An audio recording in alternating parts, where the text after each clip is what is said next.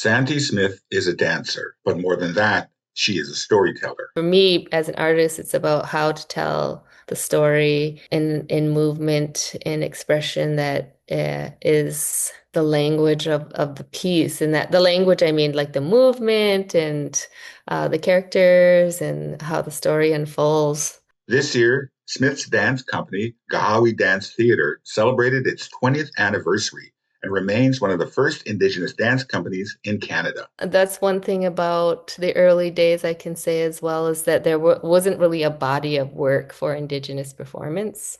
And so for me, it was about, creating repertoire, creating the shows that were ready to go and to have lives out aside from one performance, that it would tour, it'd go around the world. And we did that and we continue to do that. And that's always been a goal, is to be able to create work, share it with as many people as possible, which is hard in the dance industry. Sometimes people will only get to a premiere and then that's it.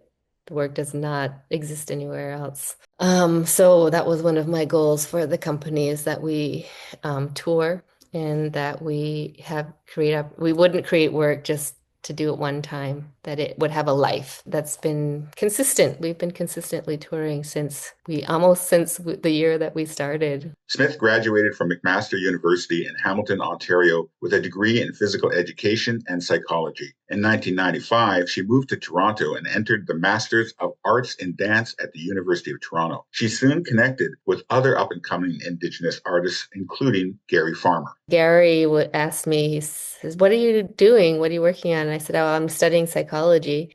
So what are you doing? And he said, "I'm an actor."